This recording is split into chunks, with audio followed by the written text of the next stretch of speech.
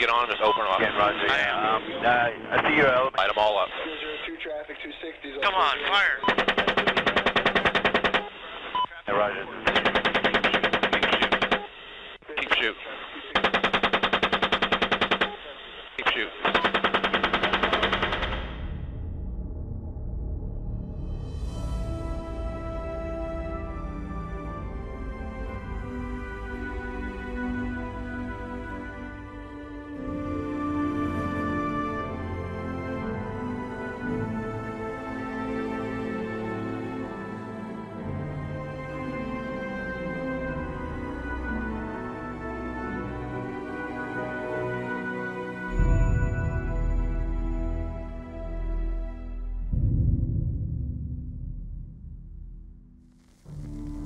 This was the slaughter known as the First World War.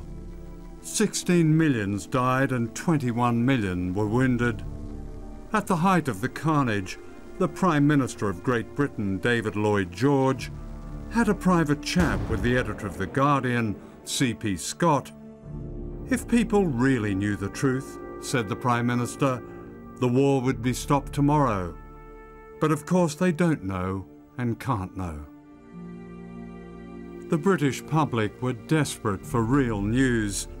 More than half the nation flocked to see an official propaganda film, The Battle of the Somme. Cameras were so unusual that young troops would shout, "Hello, Mum," as they marched to the front, and they were heard crying for their mothers as they died on the battlefield. This was almost never reported. These days we have 24-hour news. The sound bites never stop, and the wars never stop. Iraq, Afghanistan, Palestine. This film is about the war you don't see. Drawing on my own experience as a war correspondent, it will look mainly at television, concentrating on the most popular channels in America and Britain. The film will ask, what is the role of the media in rapacious wars like Iraq and Afghanistan? Why do many journalists beat the drums of war, regardless of the lies of governments? And how are the crimes of war reported and justified when they're our crimes? A pioneer of modern propaganda was this man, Edward Bernays.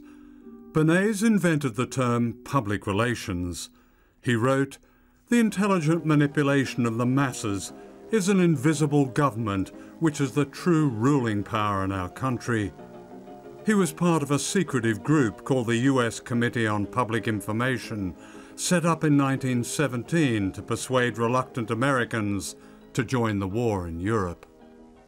Edward Bernays and Walter Lippmann go to Woodrow Wilson and say, look, man, if you're going to enter into this war, we are going to need to sell this war to the American people. And so Wilson institutes and creates the first modern propaganda machinery. It was actually quite brilliant in its conceptualization, so that the best way to persuade people is to grab them by their emotions, by their unconscious and instinctual urges. Let's not bother with pumping out facts. Let's scare the hell out of people. A picture of the Statue of Liberty in tatters, crumbled into the New York harbor with German planes flying around it. A picture of the world being gobbled up by the bloody hands of a gorilla wearing a German helmet. So, you know, it's not about facts anymore. The facts don't matter. For Edward Bernays, public relations was like a war on people, on bending their will.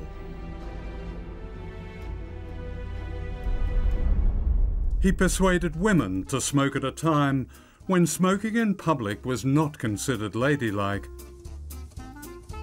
He convinced a group of debutantes to parade along Fifth Avenue, holding up Lucky Strike cigarettes as symbols of women's liberation. To his delight, the press called these torches of freedom. What he was interested in doing was creating an association between a product, in this case cigarettes, and the desire for women's liberation. It worked in the sense that it got lots of news coverage. It worked in the sense that women started smoking publicly, and in fact, smoking became a symbol of the new woman, of the emancipated woman. Love is like a cigarette. You know you held my heart aglow between your fingertips. Iraq, March the 20th, 2003. The creation of illusions and the selling of war had come a long way since Edward Bernays. The selling of this invasion depended on the news media to promote a series of illusions, like the link between Saddam Hussein and 9/11. The vision of the World War I poster of the Statue of Liberty in a shambles in New York Harbor is not that different from the image of the World Trade Center, a burning symbol that sort of entered into the stock footage of people's dreams. So immediately you have these associations between the image of the World Trade Center and Saddam Hussein and Iraq. But Saddam Hussein had absolutely nothing to do with it. Saddam Hussein had nothing to do with it, but that didn't matter. Because when you start using symbols that have been separated from their meaning and have sort of taken on a life of their own, the facts don't matter anymore. This is the Pentagon, which spends almost $1 billion a year just on advertising, recruiting, propaganda, the selling of war. There are Pentagon contracts with news organizations in terms of how to manipulate the news. There are Pentagon officials involved in press releases that go to the media in which intelligence is used to manipulate public opinion, which is a violation of the charter of any intelligence organization. Then you have retired generals who serve as press spokesmen for all the networks, and it's never revealed which military-industrial firms they work for. Central to this is the co-opting and spinning of a media regarded as the freest in the world. Showdown Iraq. If America goes to war, turn to MSNBC and the experts. If we journalists, including myself, had right from the get-go, from the opening pop, had started asking the kind of tough, digging, aggressive questions we should have been asking, and doing our reporting, rather than just being kind of stenographers, go to a briefing, have an official say something, print it in the paper next day. If we had done our job, I do think a strong argument can be made that perhaps we would not have gone to war. The attack on Iraq was sold by these two men. The blueprint for the invasion was this military doctrine called shock and awe, designed to paralyze the country and destroy food production, water supply, and other civilian infrastructure.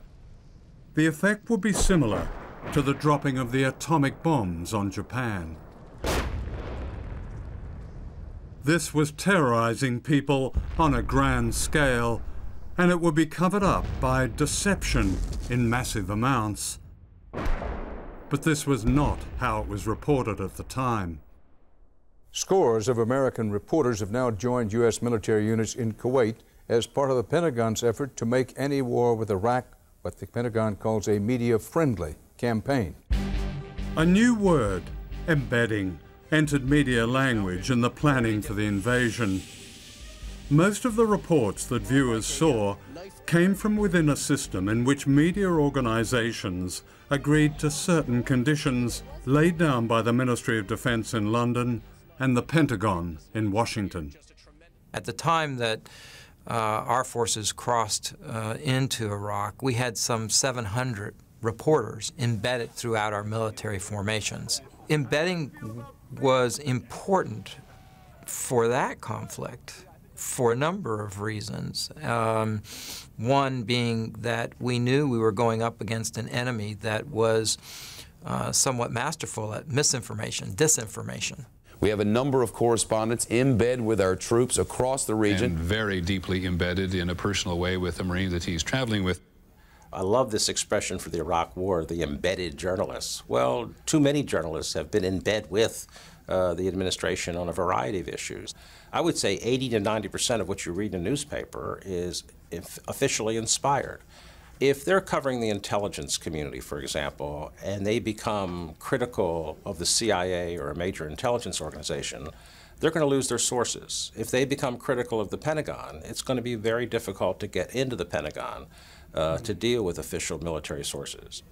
So I think journalists like to be part of the game, part of the inside crowd, and therefore the conventional wisdom is the best wisdom.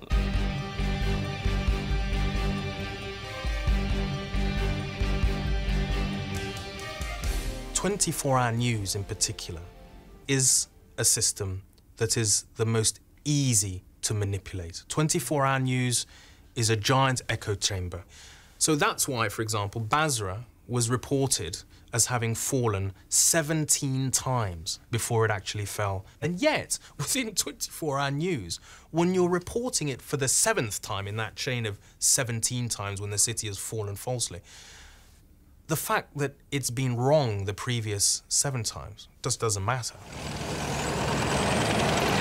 American armor is moving at will across whole swathes of Baghdad. This is Raghi Omar reporting for the BBC from Baghdad. He described the arrival of the Americans as a liberation. People have come out welcoming them, holding up V signs. This is an image taking place across the whole of the Iraqi capital today. But it was not happening across the rest of Iraq. This was another illusion. The toppling of the statue of Saddam Hussein was seized upon by the invading force as a target of opportunity. What was not news was a US Army investigation describing how they exploited what they called a media circus. There were almost as many reporters as Iraqis, says the report. It was an American PSYOPs officer who ordered the statue brought down. The resulting TV pictures gave no sense of the bloody conquest of Iraq that was already well underway. You know, I didn't really do my job properly. I think I'd hold my hand up and say that one didn't press the most uncomfortable buttons hard enough. As you described the arrival of the Americans, you didn't tell us the story of how that whole statue was itself manipulated. Why not? The entire live cameras of the world's press were on the balcony of the Palestine Hotel. And that was really the only events that they saw about Iraqis coming out. So it was a sort of made-for-TV moment. And the most telling moment in that whole day was when an American soldier climbed up a crane and put the American flag over the statue's face. Because in fact that was a true iconic moment of what had happened, that America had taken ownership of Iraq. In Britain, Blair and Bush's invasion was applauded as a vindication of them and their strategy. He said that they would be able to take Baghdad without a bloodbath and that in the end the Iraqis would be celebrating, and on both of those points he has been proved conclusively right, and it would be entirely ungracious, even for his critics, not to acknowledge that tonight he stands as a larger man and a stronger Prime Minister as a result. It is absolutely, without a doubt, a vindication of the strategy. It was a vindication for him. Those who said...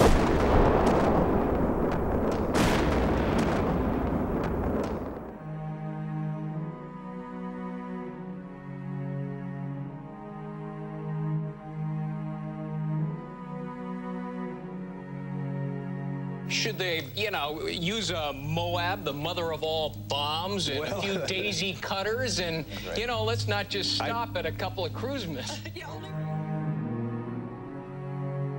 I've fallen almost in love with the F-18 Super Hornet because it's quite a versatile plane.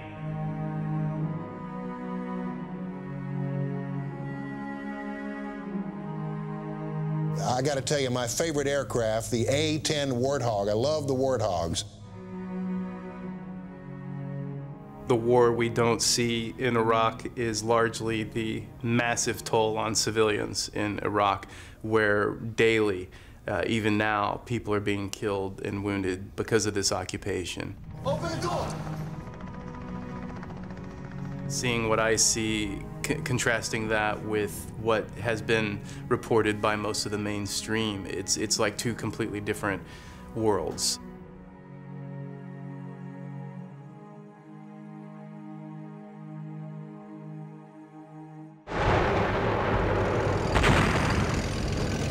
In 2004, American Marines twice assaulted the city of Fallujah, the second time with British forces. A nightmare unfolded. The Americans made the city a free fire zone. The UN reported that 70% of the houses were destroyed and those standing were riddled with bullets. Thousands of civilians were killed.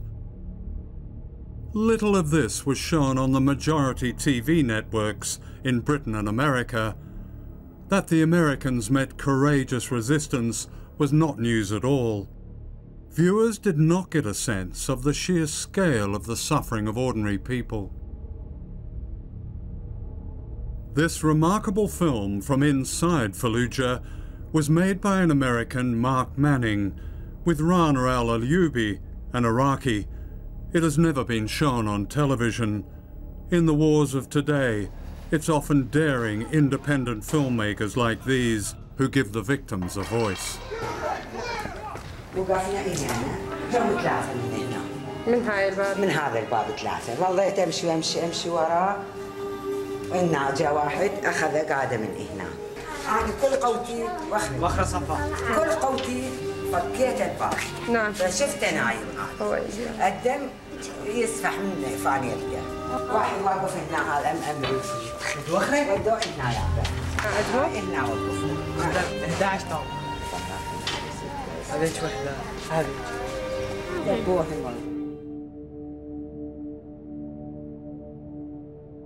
American journalist Dar Jamal also entered Fallujah independently and revealed that the Americans had used white phosphorus and attacked civilians. His eyewitness dispatches and photographs contradicted the version many people saw and read, but were not published in the mainstream media. I have photos of trenches being dug, and I watched them burying people there and put little makeshift gravestones, writing anything to try to identify the people. And I walked the rows of these stones after the April siege with one of my interpreters while she read old man in tracksuit with a key in his hand, mother and 2 children. These were the identifying markers, and these are clearly civilians. What does embedding do to journalists themselves? An important distinction between embedded journalists and independent journalists is that when you choose to embed, you're giving the military the full power to control where you go, how you get there, what you see, and when you see it, and in a lot of instances, even how you're going to report that. Hundreds of thousands of people were forced to evacuate the city, refugees in their own land. They were given nowhere to go. Many are still unable to return.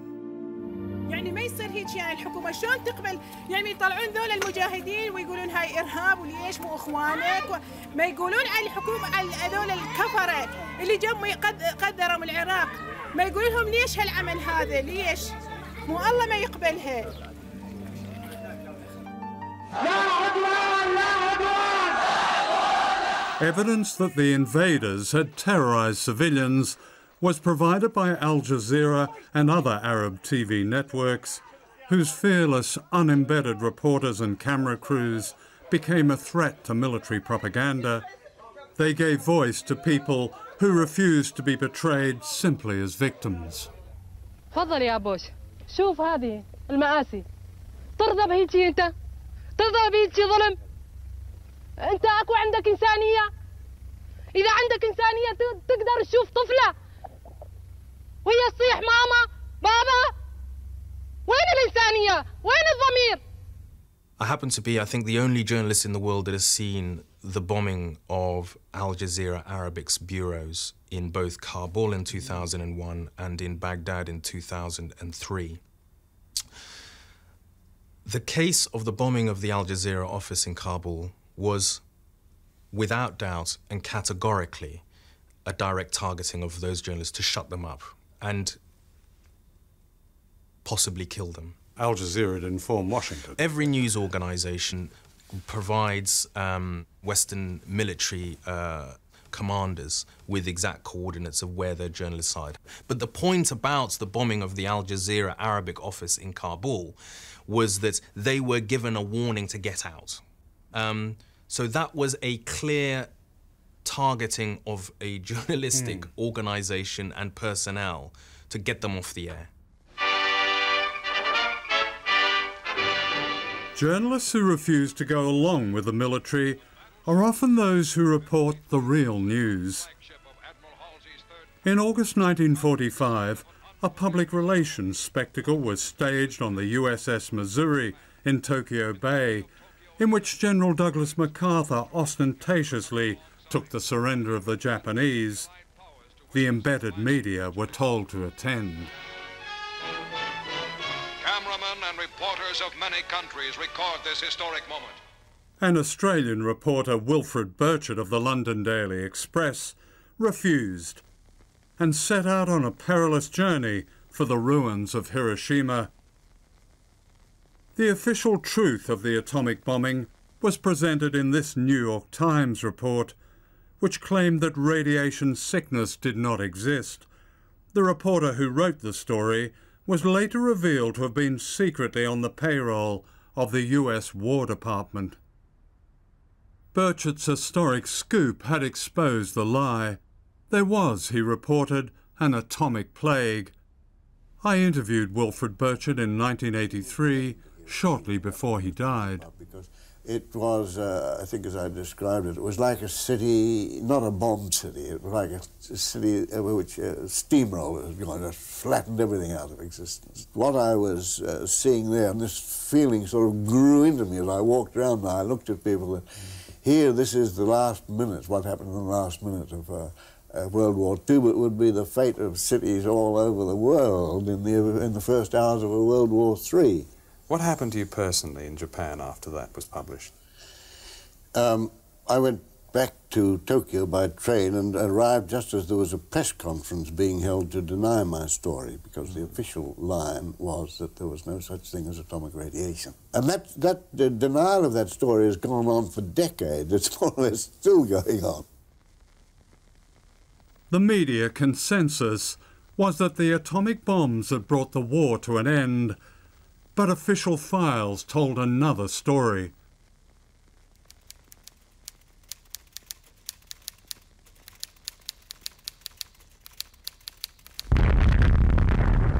A nuclear race had begun, and the Cold War followed.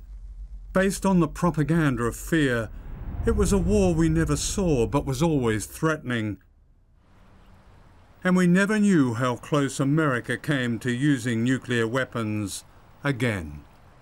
What follows is a secret conversation in 1972 between President Richard Nixon and Henry Kissinger, taped in the White House. Well, no, I'd rather use a nuclear bomb if you got that ready. That, I think, would just be too much. The nuclear bomb? Is that what I'll do? I just want you to think big, Henry, for Christ's sake. Thinking big was what the Bush administration did in February 2003. This is U.S. Secretary of State Colin Powell at the United Nations promoting the invasion of Iraq with an extraordinary theater of the absurd. Iraq declared 8,500 liters of anthrax, but UNSCOM estimates that Saddam Hussein could have produced 25,000 liters. Nothing of what he claimed was true.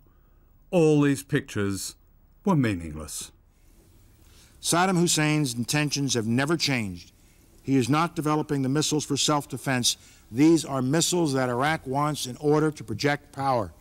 to threaten and to deliver chemical, biological, and, if we let him, nuclear warheads. This irrefutable, undeniable, incontrovertible evidence today, Colin Powell brilliantly delivered that smoking gun today. It was devastating. I mean, and overwhelming abundance of the evidence. Point after point after point, he just flooded the terrain with data. Did Colin Powell close the deal today in your mind for anyone who has yet objectively to make up their mind? I think for anybody who analyzes the situation, he has closed the deal. Colin Powell's incredible performance was never seriously challenged in the American broadcast media, of which Rupert Murdoch's Fox Television is the biggest network. Like the rest of the Murdoch empire, it backed the invasion. We expect every American to support our military, and if they can't do that, to shut up. How do you steer this thing? I mean, you have a stick, is that right? Sure, we have But the cartoon journalism of Fox can often overshadow the fact that the respectable media has played a critical part in promoting war. Like Fox, the celebrated New York Times published the false claims that Saddam had weapons of mass destruction. The paper apologized to its readers 1 year later. In Britain, The Observer, another respected liberal newspaper, published the same false claims. David, you've written about your articles in The Observer in the build-up to the Iraq invasion, that you feel, and I quote you, nauseated, angry, and ashamed about what you wrote. What did you mean exactly? It's now, and has been for a number of years, very painfully apparent that the facts that I believed to be true in those articles were not true. They were a pack of lies fed to me by a fairly sophisticated disinformation campaign. But didn't it occur to you that these people were professional liars? I overcame what should have been stronger doubts. I can make no excuses. I should have been more sceptical. I mean, you finished off one of your articles by expressing almost a little editorial at the end, which you wrote that for the West, Iraq was, and I quote, an ideal place to establish a bridgehead. There are occasions in history, you wrote, when the use of force is both right and sensible. This is one of them. I mean, in essence, you were advocating an attack on a defenseless country. That's quite something, isn't it? What has happened, the enormity of what has happened in Iraq is far bigger than, my own embarrassment, my own feelings. And what happened was a crime. It was a crime on a very large scale. Does that make a journalist accomplices? Yeah, broadly. Unwitting, perhaps, but yes. This CBS News special report is part of our continuing coverage of America at War. Here is Dan Rather. For 24 years, the most famous news anchor on American television was Dan Rather. Your own career is remarkable for many things, but one of them in that you have stood up to power. Your questioning of Nixon, which I remember back in '74, and also your interview over Irangate with Bush Sr. But then later on, you appeared famously on the David Letterman show, which I happened to see, and you said George Bush is the president, he makes the decisions, and you know, as just one American, wherever he wants me to line up, just tell me where and he'll make the call. Why did you say that? This was in the almost immediate wake of 9/11. And that's the way I genuinely felt. I was responding as an American citizen in a personal way. And I have said that whether those of us in journalism want to admit it or not, then at least in some small way, fear is present in every newsroom in the country a fear of losing your job, a fear of the institution, the company you work for going out of business, the fear of being stuck with some label, unpatriotic or otherwise, that you will have with you to your grave and beyond.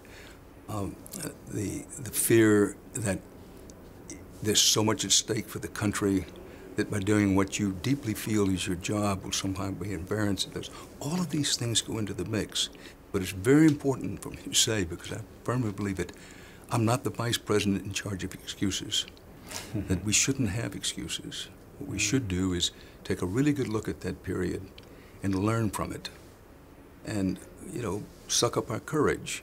Charles Hanley, who won the Pulitzer Prize for reporting, was in Iraq in January of 2003, and he went to all the sites that had been named by Bush officials as suspicious sites, El Tuwaitha and Fallujah.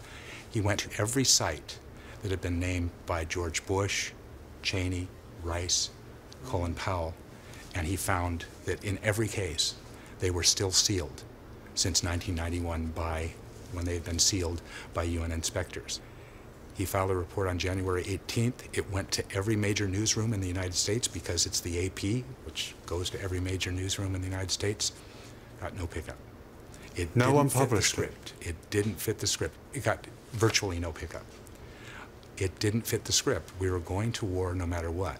I think that if good media coverage, good journalism that tells truth to power can make a huge, huge difference. So do I think that we would have gone to war if the media had done their job and had challenged not just the lies about weapons of mass destruction, but the lies about how Saddam kicked the inspectors out in 1998 and the whole litany of propaganda that led up to March 20th, 2003, the launch of the war. I think if the media had been challenging that, I think we would not have gone to war. Jeremy Paxman said last year he and the rest of the media had been hoodwinked in the run-up to the invasion of Iraq. Is that something that you would agree with?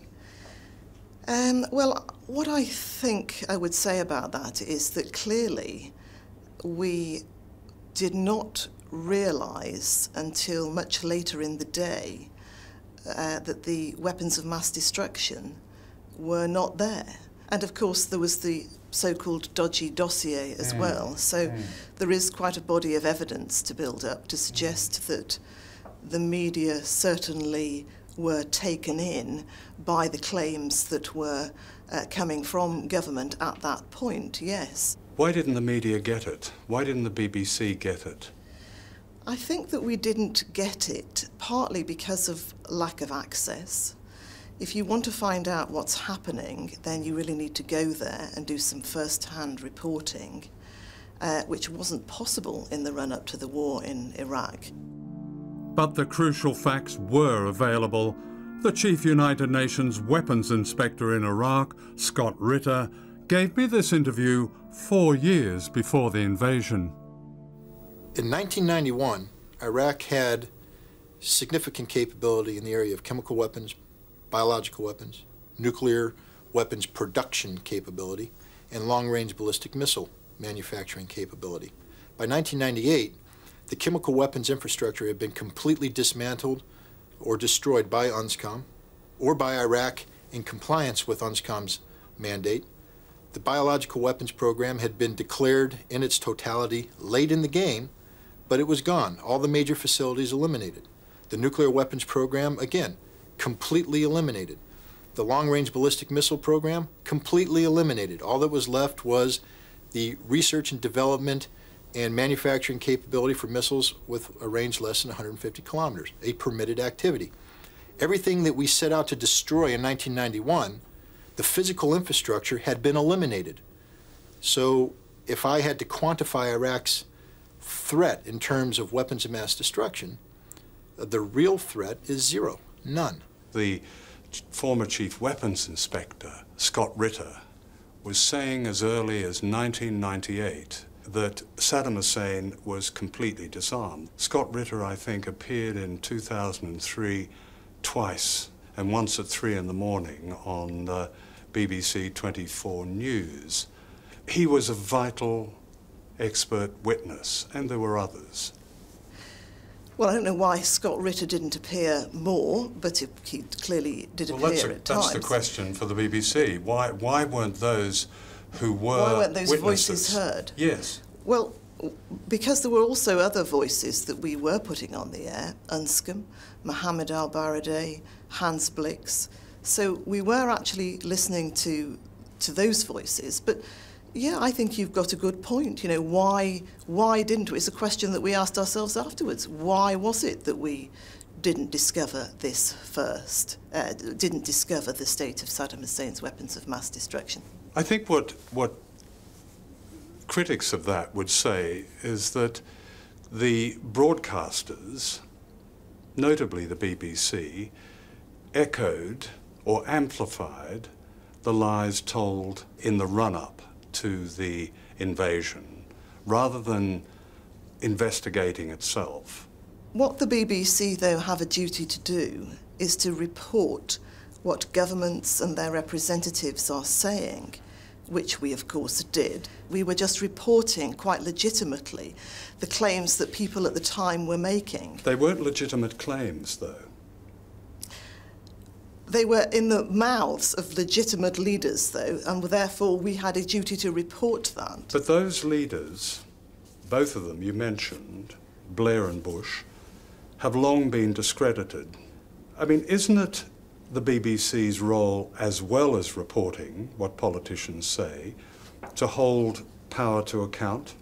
Of course it is. It's the BBC's duty to scrutinise what it is that people say. We're not there to accuse them of lying, though, because that's a judgment. No, that's not being suggested, that you make a judgment. The point is that it appears now that those important journalistic challenges were never made. It's not up to me to make a judgment. We're there to report what their claims are and hold them up to scrutiny and investigate.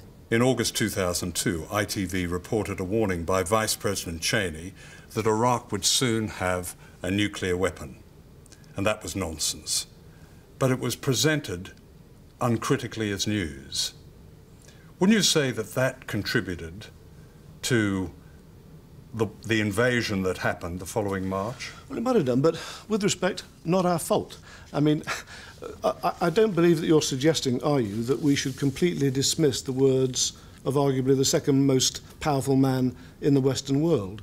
We reported it. We didn't necessarily agree with it. We reported it and allowed our viewers to make up their minds as to whether this was a man telling the truth or not. No, but that's not fair on viewers, is it? Because they may not know what we as journalists know or ought to know, that this was an extremely dodgy politician who was making extraordinary claims. If we knew it, we should have said so.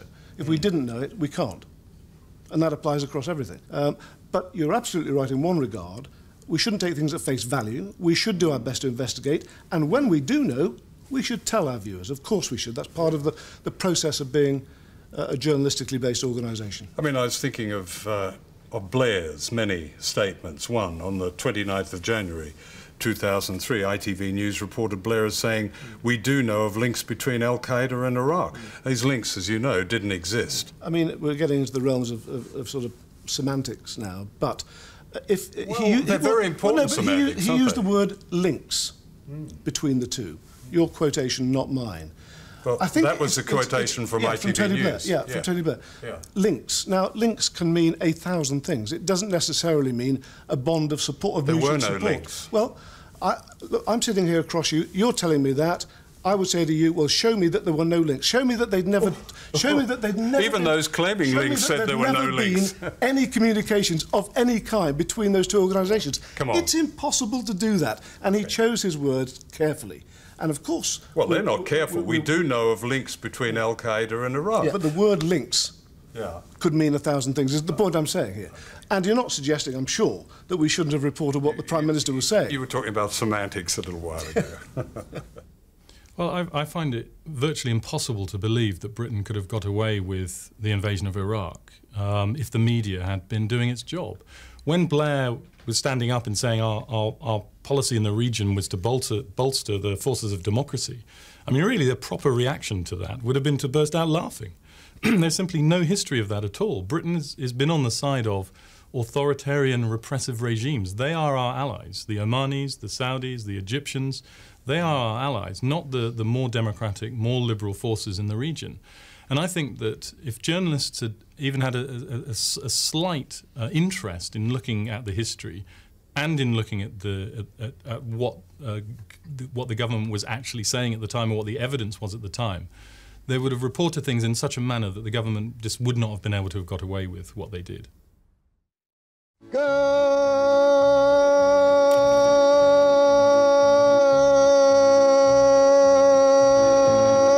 morning, Vietnam. Welcome to the Dawn Buster. This was the Vietnam War, which I reported. A new military jargon, collateral damage, was designed for the media and to cover up the scale of the industrial killing of up to 3 million people and the terror of indiscriminate bombing often known as turkey shoots. The longest bombing campaign in history happened here in North Vietnam, mostly unseen from outside.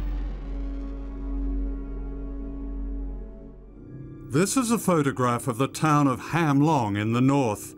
Not a building remained, only bomb craters. Pictures like this were seldom published. Vietnam was the blueprint for the wars of today. Murder and destruction replaced military tactics. Almost every man, woman and child became the enemy. Now some people running along the dikes. Roger. Good job. I saw you splatter one right in the back with a rocket. Roger, got lucky again.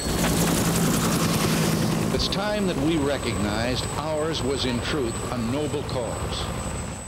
As in previous wars, public memory of the Vietnam War was greatly influenced by Hollywood. The Deer Hunter, Platoon, Good Morning Vietnam, The Green Berets. All these films perpetuated an illusion, turning fiction into truth. The theme was fake heroism and self-pity, the invader as victim, purged of all crime. Today, a series of Iraq war movies follows the tradition. The current Oscar winner, The Hurt Locker, is the familiar story of a psychopath high on violence in somebody else's country, where the suffering of its people barely exists. What I saw was a film that was a complete celebration of the lone lunatic, but who ultimately, you know, is the quintessential American hero. Because lone lunatics are very big in this country. We even elect them president sometimes. This film is a film about killing, in which killing is completely incidental. And this is a war that was orchestrated purely for profit and for oil and for ownership of other people's resources and for control of global resources.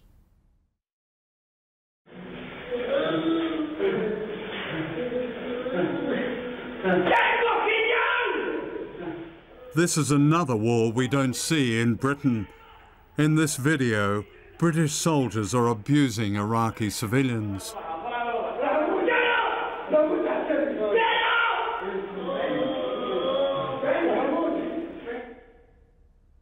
A public inquiry into the killing of Baha Musa, an Iraqi hotel worker, has been told that British soldiers have tortured and killed prisoners. Phil Shiner is the lawyer acting for more than 100 Iraqi families. Modern democracies don't leave marks, so stealth torture. So the things that we developed, and we weren't alone, the Americans did the same, obviously, are much more subtle. Leaving someone hooded, putting someone into a wall-standing position, depriving them of food and water, etc. My clients complain of every type of threat, that your women will be brought here and raped in front of you, that, you know, death threats, you will be transferred to Guantanamo Bay, and frankly, people should be prosecuted for a lot of the things that I'm talking about in criminal courts, not military courts, You can't have soldiers prosecuting other soldiers being tried by a panel of soldiers. The court-martial system, in my view, has utterly failed. That's got to go. You need the people who were complicit in it all. You need them prosecuted. What role do you think embedding plays in this? Well, the problem with embedded journalism is all we're seeing is the point of view of the troops. We're not seeing or hearing from the civilians who are on the wrong end of their tactics. So let's take detention. It seems clear that British forces in Iraq killed many people, maybe hundreds of civilians when they had custody of them, and did the most extraordinary, brutal things involving sexual acts, etc. Embedded journalism is never, ever going to get close to hearing the story of those Iraqis.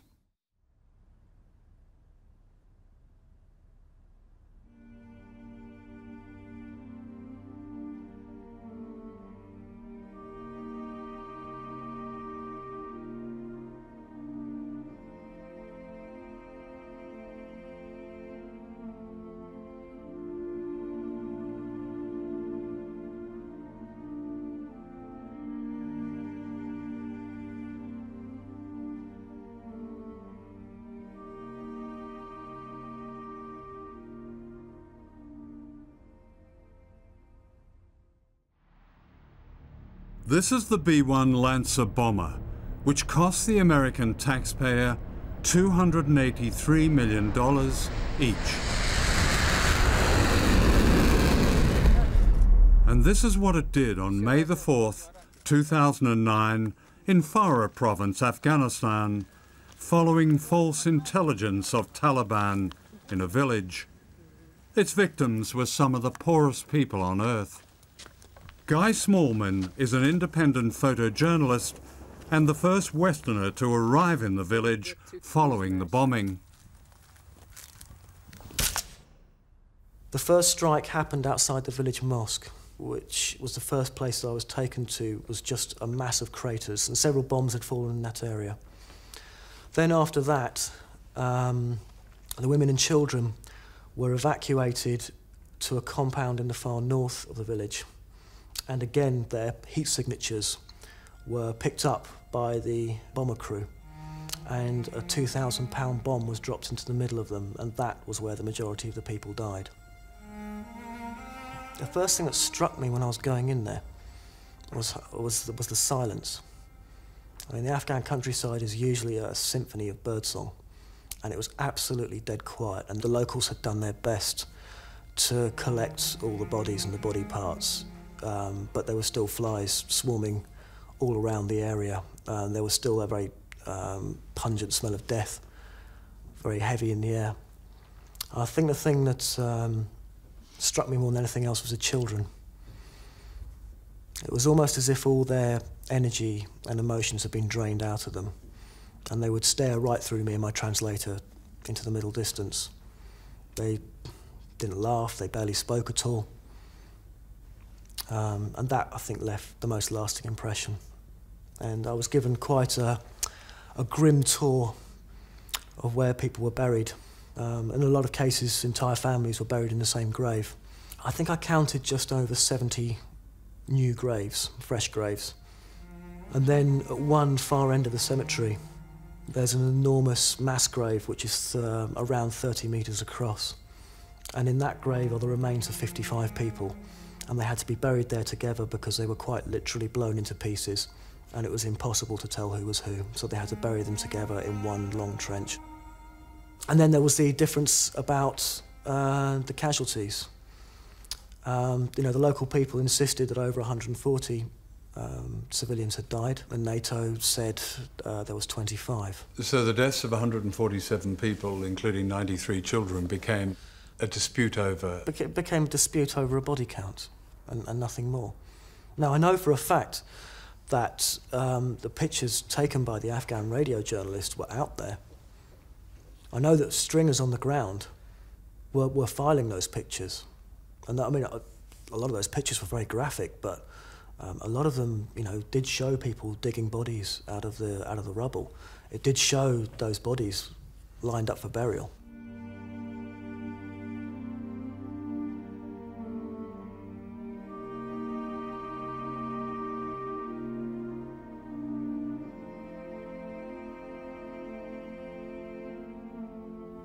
Why do you think British audiences and other Western audiences have no real sense of an atrocity of this scale?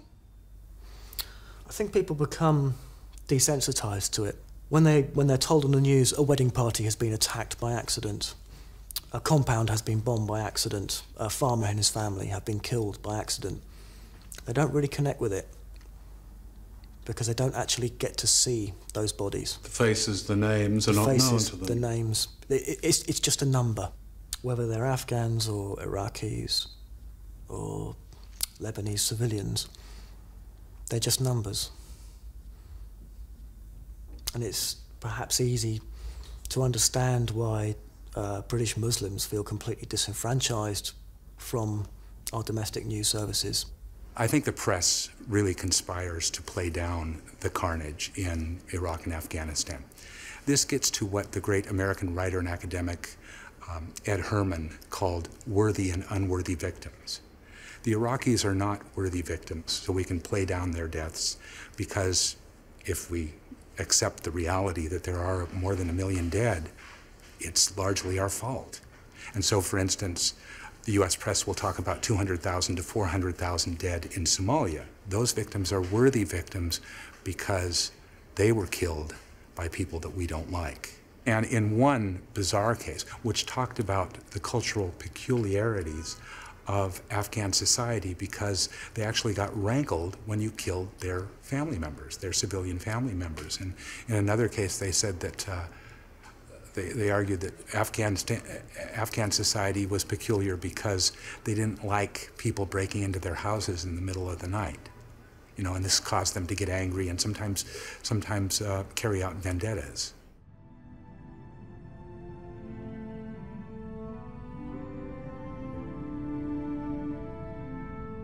This is the British Armed Forces Memorial in Staffordshire. It's not as well known as the great cenotaphs, and it holds many secrets.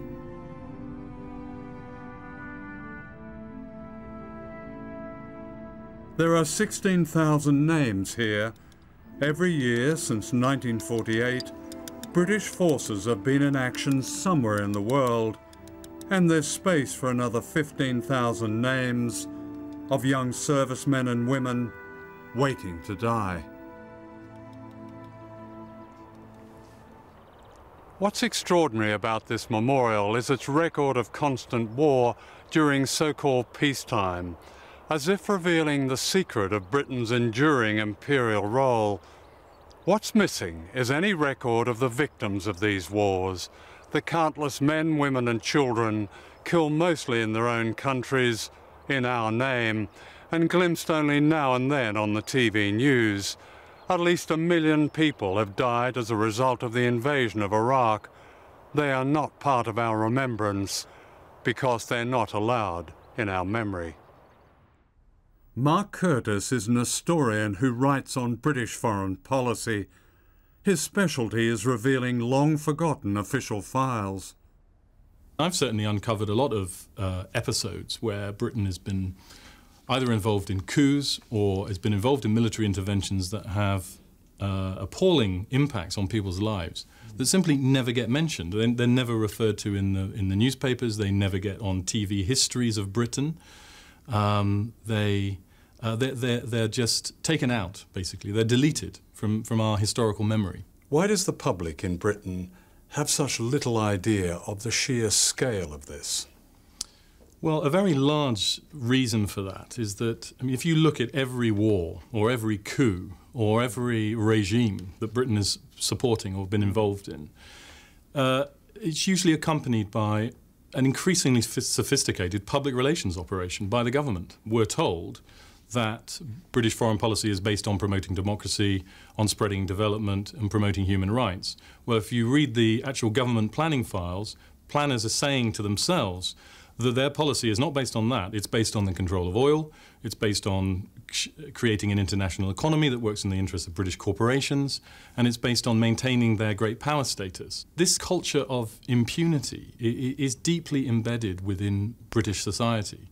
I mean, if you go back, say in the 1960s, a time when Britain was covertly supporting an Indonesian military that was killing up to 1 million people, where Britain was responsible for depopulating the Chagos Islands, and where Britain was arming the Nigerian government that was killing hundreds of thousands of Biafrans in the civil war in Nigeria. All of that was taking place under the Labour government in the 1960s. And none of those ministers have ever been questioned. And yet those decisions cost literally millions of lives. The attack on Iraq did not begin with shock and awe.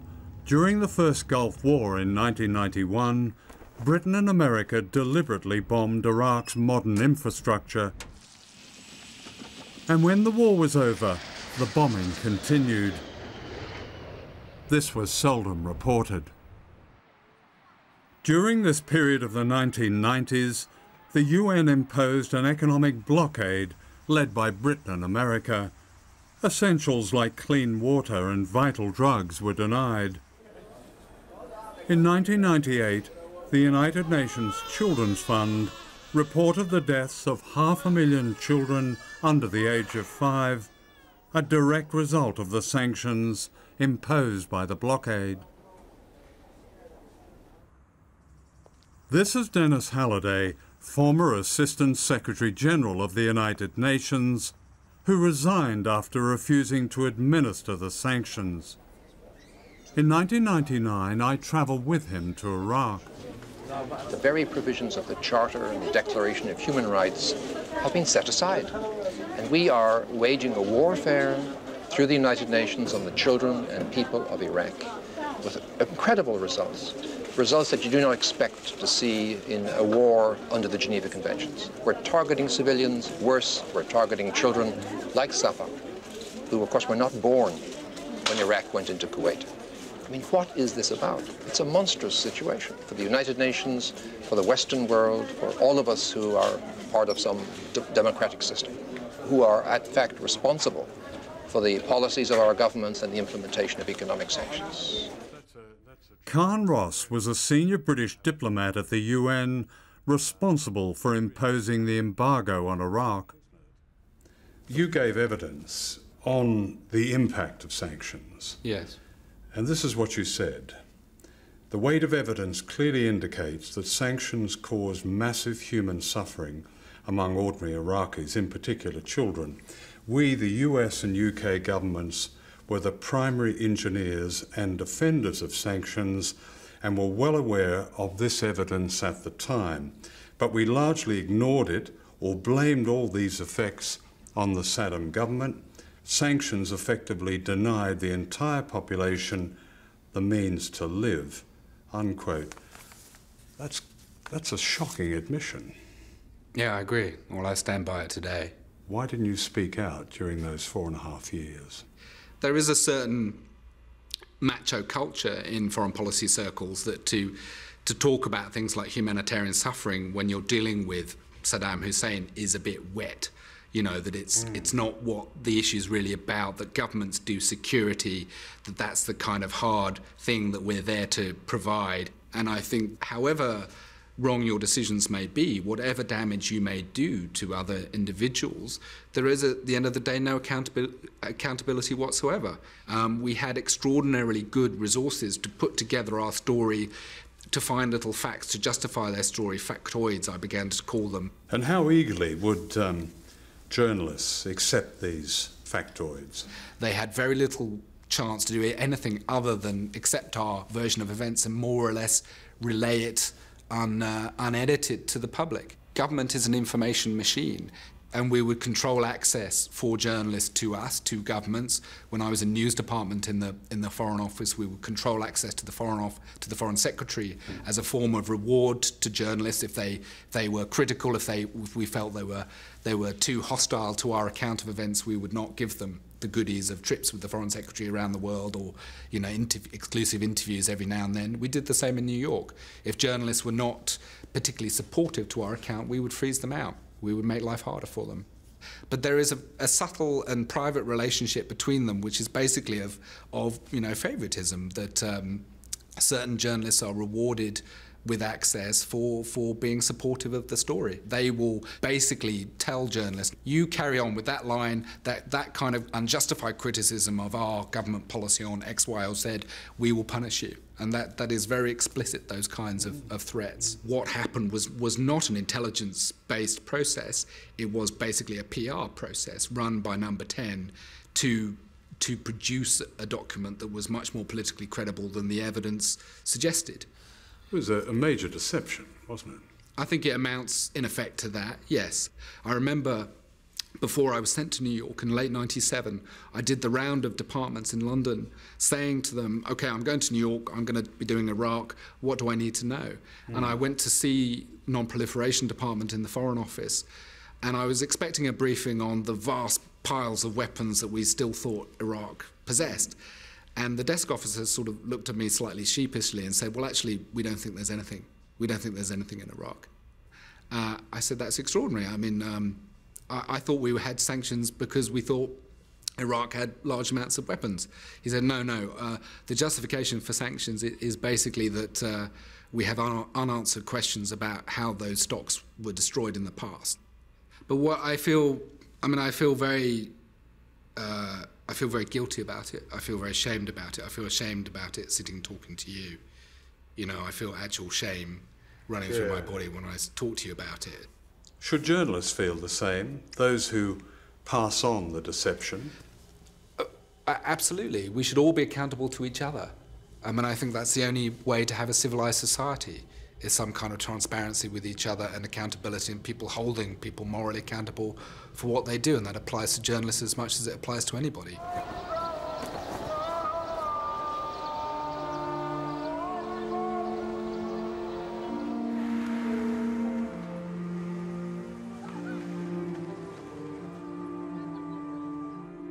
These were to be the borders of Israel and Palestine when Israel was founded in 1948, and this is what's left of Palestine today, fragmented and dislocated by a military occupation that defies international law and is backed by one of the world's most sophisticated propaganda machines.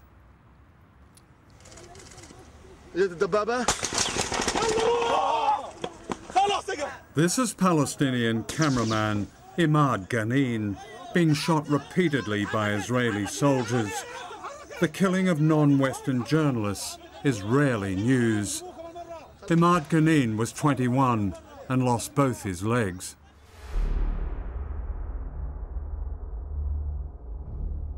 Ten journalists have been killed by Israeli forces since 1992, and many more have been wounded. The pioneering Glasgow University Media Group has just published its latest study on the media reporting of Israel and Palestine. I think what it comes down to is a basic knowledge that journalists have, which is quite simply that if they criticise Israel, then it's potentially trouble. If they criticise the Palestinians, then there is much less of a problem. So they might use a word like occupation, but they won't say military occupation, they won't say military rule, they won't explain in detail what it means. They certainly wouldn't do it routinely to explain in detail what it means to be living under military rule and why the Palestinians, from their point of view, are trying to overthrow that military rule, trying to throw off that control. Professor Greg Philo heads the Glasgow unit. Looking at his research, and it comes through very clear, is a certain state of fear exists on who the Israelis will complain to. They say in the research, people, producers worried, will they complain at Director General level? Or will they just simply ring the newsroom? But the point is this sense of intimidation, almost. Welcome to the world of a correspondent who has to deal with this pressure on a daily basis. Yes, where I would take issue with you is the fear factor, because actually no correspondent that I have come across who is used to working in Jerusalem particularly or dealing with this stuff fears it at all. I was thinking of people here at Television Centre. We don't fear it either. We take a lot of it, but we don't fear it. After we did the first book, I gave a number of talks to journalists in Britain, to BBC journalists, and I spent time with people who were senior producers on television news. And one of them said to me, in the context of quite a heated discussion that was going on with other journalists, he said, listen, he said, we wait in fear. That was his exact words. We wait in fear for the telephone call from the Israelis. He said the only issue we face then is how high up it's come from them. Has it come from a monitoring group? Has it come from the Israeli embassy? And then how high has it gone up our organisation? Is it the duty editor? Has it gone above that? Is it the Director General? He said, he said, I have had journalists on the phone to me minutes before we've gone on a major news programme saying, what can I say? Which words can I use? Is it all right if I say this? On May the 31st, 2010, Israeli forces attacked an aid flotilla headed for Gaza in international waters. They killed 9 people. In the days that followed, Israeli propaganda set out to manipulate the news agenda. They were clubbed, they were beaten, stabbed. There was even a report of gunfire. Don't you think it's fair to look at some coverage and say there's a tone? The tone was, of course, you didn't sit down and say we're going to put the Israeli point of view, but the tone throughout was that Israel had a problem. Not the people who were shot in the back of the head, but that Israel had a problem. I think there are 2 things here. One is that, are you saying that actually we devalued human life? Because I don't think we did. No, I didn't say that. But I think it's legitimate to ask what the implications of this were going to be for Israel, which is what that question was attempting to do. Tonight at 10, the Israelis under pressure after the raid on ships taking aid to Gaza. Hundreds of activists in the convoy were detained in Israel, including at least 40 British nationals. They were pushing everybody and people running around, and they were hitting us with the back of the guns. The Israelis are accused of carrying out a bloody massacre, but they claim it was self-defense. Our planning for yesterday's interception was for a peaceful police operation. Our sailors on the job were told, you are to use minimum force and maximum restraint. The top of the main news was Mark Regev, unchallenged. Mark Regev, as you know, is the chief Israeli propagandist. Mark Regev is a spokesman for the Israeli government. Now, you can describe him as a propagandist, well, if you like. What else is he? Please tell me. Well, that's a pejorative way of putting what government spokespeople are. You know, they're entitled to express their point of view, and we have a duty to report it.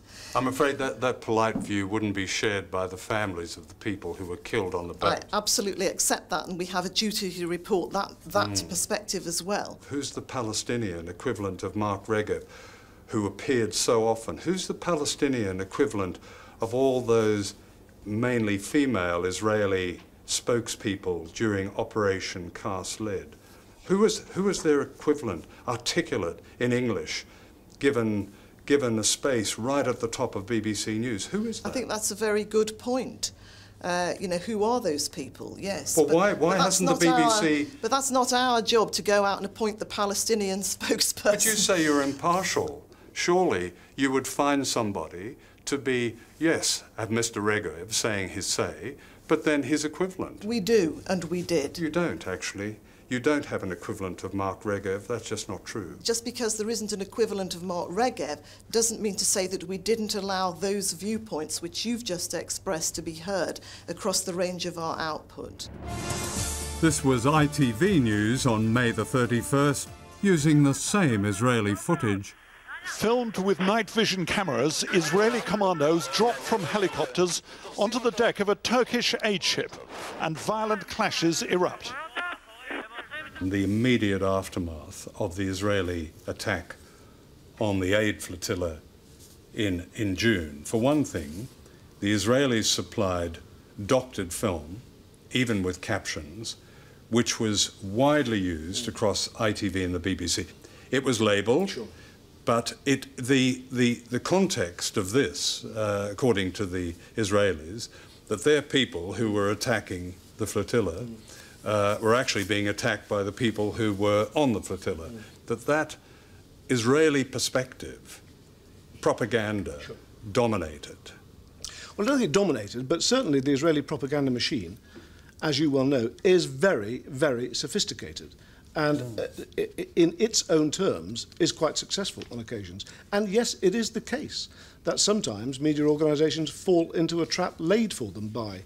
it's only sophisticated because we allow them to be sophisticated. But again, you know, it's only when you can come to write the history of these events that you can see it with that hindsight view, when it's actually happening on a daily basis.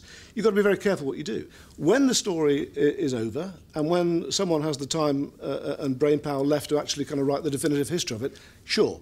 Then if you got things wrong, you put your hands up and you say, well, at that time, we weren't aware of that, we made a mistake, that's you know, that happens from time to time. People like the Palestinians can't wait until someone writes a definitive history. They depend on journalists now, don't they? You're suggesting that journalists can, that the job of journalism is to change the world. It ain't. I've got to tell you, even someone with your massive experience should know better than that. No, I'm not saying that. You're saying that. Our job is to make sure that the public who consume our news are as informed as we can make them, so that they can make their own minds up. But viewers can only make their own minds up if they're given all the available facts. Graphic independent video was available on the internet on the night of the attack. 4 months later, a United Nations investigation described the Israeli attack as displaying unnecessary and incredible violence. 6 people were executed at point-blank range. The attack warranted prosecution for war crimes. This was only reported in a 12-second item on ITV News and completely ignored on the 3 main BBC TV bulletins and seen only on News 24.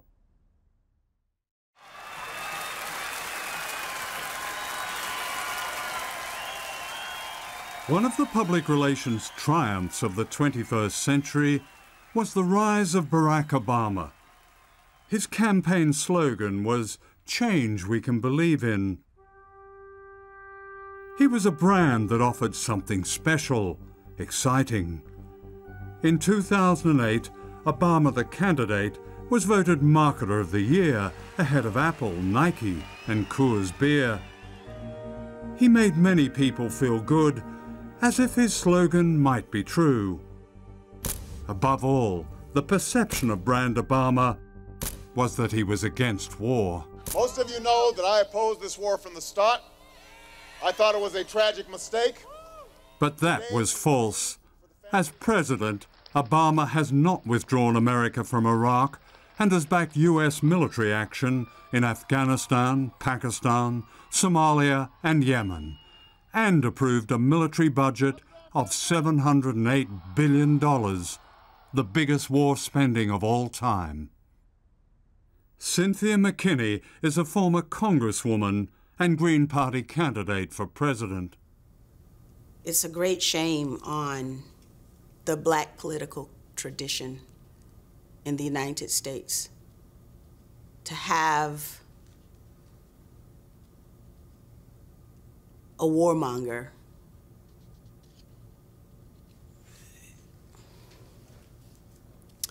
it's almost as if the black community in the United States, maybe we've lost our innocence too, because it would be very difficult to find a black person in the United States, just an average, ordinary person who supports any of these wars. And yet these wars are being carried out in blackface. More than any other president, Obama has prosecuted truth-tellers known as whistleblowers. And this is WikiLeaks, an internet whistleblowing organization. Independent and stateless, it represents a landmark in journalism. WikiLeaks has released hundreds of thousands of secret Pentagon documents that describe the wholesale killing of civilians in Iraq and Afghanistan.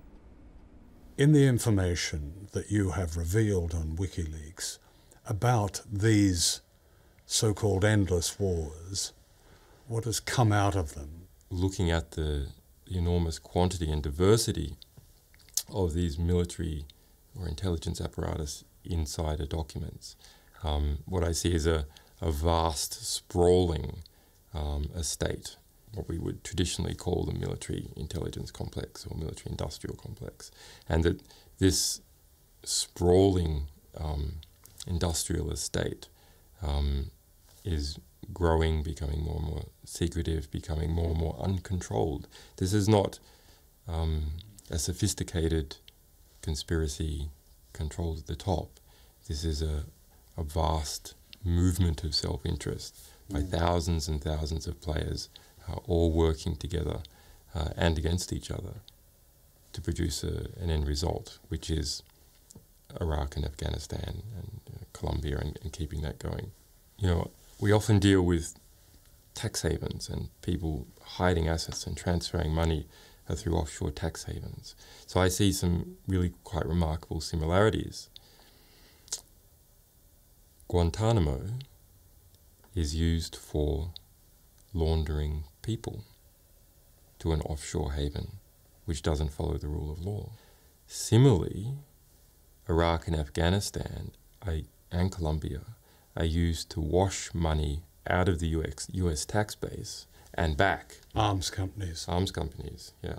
I mean, what you're saying is that money and money-making is at the center of modern war, and it's almost self-perpetuating. Yes, and it's becoming worse. What happens when WikiLeaks runs into the United Kingdom, which has some of the most draconian secrecy laws in the world, such as the Official Secrets Act? We haven't found a problem publishing UK information.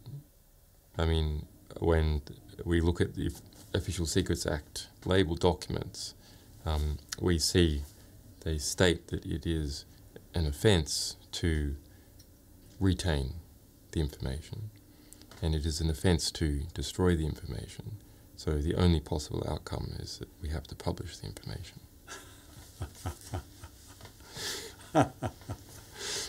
And that's what which we have done on many, many occasions. I noticed one that I had a personal interest in was one that from the Ministry of Defence, classified document that equated terrorists with investigative journalists as threats. And Russian spies. And Russian spies. Yeah, as in fact, in many sections of that report, investigative journalists are the #1 threat to the sort of information security of the Ministry of Defence. So that was a 2,000-page document on how to stop leaks from the Ministry of Defence, which we leaked.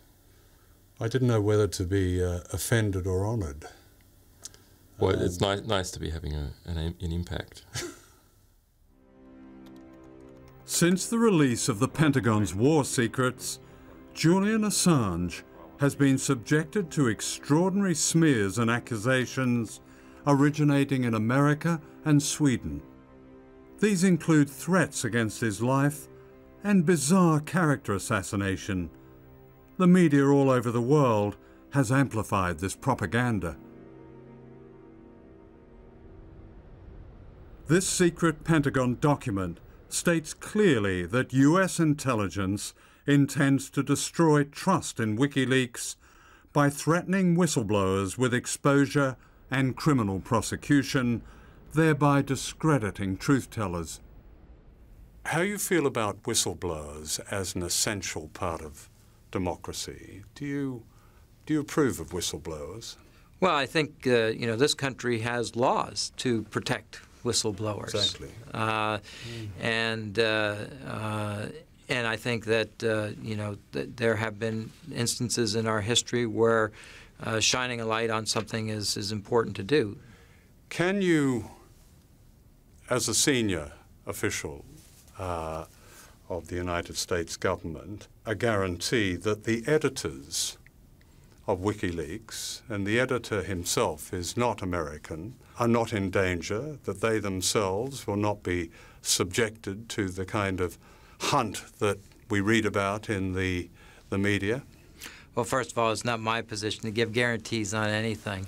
We do have an open criminal investigation. The investigation is targeted on the individuals that have violated the trust and confidence that's been bestowed upon them by this country. But WikiLeaks is an organization run from outside the United States, and the founder of that has been told that he is at great risk from being hunted down. I don't know in what form. And neither do I, so I'm afraid I can't help you. I mean, for you to receive that volume of documentation suggests that there must be something of a rebellion going on within the system. Yes. I mean, it's the one hopeful thing is, in fact, that there are good people in the US military. And some of those people have had enough. It's sort of another way of being a conscientious objector. And in fact, arguably a far more powerful way of objecting to the war.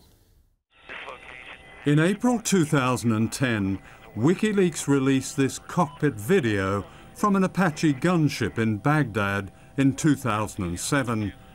The gunship is firing from a distance of over a mile from its victims. This is the war you don't see. Clearly, there were two cameramen there holding cameras, not arms. These cameramen turned out to be Reuters news reporters. Haven't seen anything since then. Just fucking, once you get on, just open them up. Okay, Roger. I see your element. You got about 4 Humvees out along this. You're clear. All right, firing. Line here. What's the space line? Let me know when you have it. One shoot. Light them all up. 202 traffic, 260. Come on, fire. Hey, Roger. Keep shoot. Keep shoot. Bushmaster 2-6. We need to move time now. All right, we just engaged all 8 individuals. A whole street covered with bodies. The reaction to that was nice. Yeah, look at those dead bastards. Nice. 2-6, Crazy Horse 1-8. This tape from me and the other people involved made nice a dirty word. So we just couldn't see something as being nice anymore when a whole street covered with carnage is nice. Ethan McCord was one of the first soldiers to reach the scene of the killing. Here he speaks to an audience in the United States. Myself and the team of soldiers I was with began running in the direction where we heard the Apache fire. Let's shoot. Thank you. I was not even close to prepared for the carnage that I was about to walk onto. I saw what appeared to have been 3 men on a corner. Got that big pile of bodies to the right on the corner. We got dismounted infantry and vehicles. Over. It was an extreme shock to my system. They didn't look human. Then there was the smell. The smell was unlike anything I've smelled before. A mixture of feces, urine, blood, smoke, and something else indescribable. Now, Bushmaster, we have a van that's approaching and picking up the bodies. Request permission to engage. Bushmaster 7, Roger. This is Bushmaster 7, Roger, engage. 1-8, engage. Clear. Come on.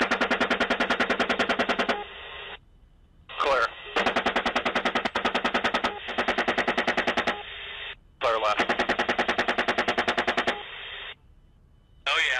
right through the windshield.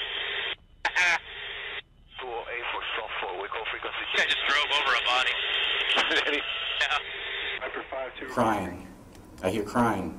Not cries of pain, but that of a small child who had just woken up from a horrible nightmare. Yeah, it looks like we got it. I saw that there was a minivan, and the cries appeared to be coming from it.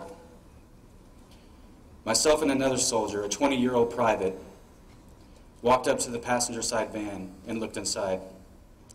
The private that I was with reeled back, began to vomit, and quickly ran away. What I saw when I looked in the van was a small girl about 4 years old on the passenger side of the bench seat. She had a severe belly wound and was covered in glass. Roger, we need a to evac this child. She's got a wound to the belly. The glass was in her hair and also in her eyes. Next to her, half on the floorboard, with his head resting on the seat, was a boy about 7 years old. He wasn't moving, and from the severe wound to the right side of his head, my first thought was that he was dead. In the driver's seat was who I immediately concluded must have been these children's father by the way he was hunched over the children in a protective manner. The whole time thinking, fuck, what the fuck, these are babies. Hey, I need to get the brass to drop ramps. I got a wounded girl. We need to take the rest of mine. Oh, it's their fault for bringing their kids to a battle. That's right. See, my son was born May 31st, 2007. I had yet to see him. And I had a daughter who was barely older than this girl. The medic radioed in that the little girl needed to be evacuated because there was nothing else he can do here. I handed the child to the medic, who then ran the girl to a waiting Bradley armored vehicle. I walked back to the van. I don't know why. I looked inside the van again. Did the boy just move? Holy shit, the boy just moved. I grabbed the boy from the van and held him against my chest. I was screaming at this point, the boy's alive, the boy's alive. I started running to the Bradley in hopes that it wasn't leaving. At this point, the boy looked up at me. Then his eyes rolled back, and my heart sunk. It's okay, I have you. It's going to be okay. Don't die, don't die. I squeezed him a little bit tighter. I put him into the Bradley as gently as I could. Can you tell battalion that 2 civilian children casualties are coming back to Restamai and the Bradley over? Roger, that's a negative on evac and the 2 civilian kids to Rusty. They're going to have the IPs will take them to a local hospital, over. What the fuck are you doing, McCord? It was my platoon leader. You need to quit worrying about these fucking kids and pull security, he screamed. At the time, the only thing I can think of was, Roger that, sir. One of the soldiers on the ground, he describes the atrocity as, and I quote him, an everyday occurrence. And he said the word from his commander was to kill, I won't use the word, everyone on the street. And he replied to him, are you kidding me, women and children? He said, yes. And it's a point made by many other soldiers who've come back from Afghanistan and Iraq that this kind of atrocity is not an aberration. Well, first of all, this is not an everyday occurrence. If it was an everyday occurrence, we would certainly know about it. These incidences are unfortunate. Every one in which there's a civilian casualty is unfortunate. But again, it is the enemy who is deliberately trying to inflict civilian casualties and put civilians in harm. It is the NATO forces, it is the U.S. forces that are taking every precaution that they can to prosecute the war and prevent civilian casualties. General James Cartwright, who's Vice Chair of the Joint Chiefs of Staff, he says the United States can expect to be at war, and these are his words, for as far as the eye can see. That sounds like a permanent state of war. Our job is to be prepared to fight and win this nation's wars. And so we have to be prepared for the possibility of conflict into the future. It's a remarkable state of affairs, isn't it? Because the United States is not, in fact, threatened by a power that could possibly overturn it, defeat it. That's impossible. But still it goes on as if we're all drawn into, most of humanity, into a permanent state of war. For many people, that seems very difficult to justify. Well, first of all, there are some very dangerous asymmetric threats that are out there. Terrorism, obviously, one of them.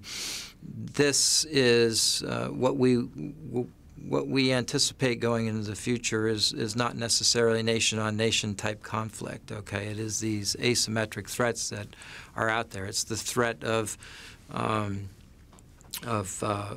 weapons of mass destruction. There's another asymmetric threat is the cyber threat that exists. These are all threats that transcend geographical boundaries. You know, the United States military has to prepare for a wide range of threats that exist out there in order to protect its national interests. Are media drums beating for another war? Say a war with Iran? I wouldn't say that the media are beating the drums for war yet, although they are showing the same credulousness, the same obsequiousness towards the powerful as they did in advance of the Iraq War. I'm not sure it's to the point that they're beating the drums for war yet, but when the elites decide it's time to go, I would be surprised if they did anything but. You've mentioned already Iran. Yeah. And there is an enormous choice to be made about Iran, a more developed, more formidable, more populous, and certainly better armed country than Saddam's Iraq, whatever it was. Are you actually saying that we should threaten them militarily if they are determined to develop nuclear weapons? I am saying that I think it is wholly unacceptable for Iran to have nuclear weapons capability. But what can we do about it? And I think we've got to be prepared to confront them. Militarily? If necessarily Militarily? If necessarily militarily. I think there is no alternative to that. If they continue to develop nuclear weapons, and they need to get that message loud and clear. Does this sound familiar? There is as much evidence that Iran is building nuclear weapons as there was that Iraq had weapons of mass destruction, as claimed by Tony Blair. We know that great falsehoods were perpetrated, and yet the individuals who perpetrated these things are still running around, you know, more or less much as before, you know, being taken seriously as commentators, as authorities on this or that. You know, I find it astonishing. These people should hide their heads in shame. The British elites do not want the public to know what they're doing. They don't actually even think they have a right to know what they're doing. And they know that the more information the public has, the more difficult it is for them to pursue policies that maybe are abusive of human rights or involve supporting a repressive regime. And so there's a conscious strategy, actually, of having these public relations campaigns that the government regularly has whenever it resorts to an overseas military intervention, to try and convince the public that they're acting for the highest of noble intentions, when in fact they're not, when they're usually acting out of hard-hearted, straightforward calculation of elite interests. So the public is a threat that needs to be countered. For too many journalists, the price of their independence is their life. They include Terry Lloyd of ITN, shot dead in Iraq by American Marines. Since the invasion of Iraq, more than 300 journalists have been killed, more than in any other war. This film is a tribute to them. That doesn't mean that we journalists have to risk our lives to tell the truth. But we do have to be brave enough to defy those who seek our collusion in selling their latest bloody adventure in someone else's country. That means always challenging the official story, however patriotic that story may appear, however seductive and insidious it is. For propaganda relies on us in the media to aim its deceptions not at a faraway enemy, but at you at home. It's very simple. In this age of endless imperial war, the lives of countless men, women, and children depend on the truth, or their blood is on us. Never believe anything until it's officially denied, said the great reporter Claude Cockburn. In other words, Those whose job it is to keep the record straight ought to be the voice of people, not power.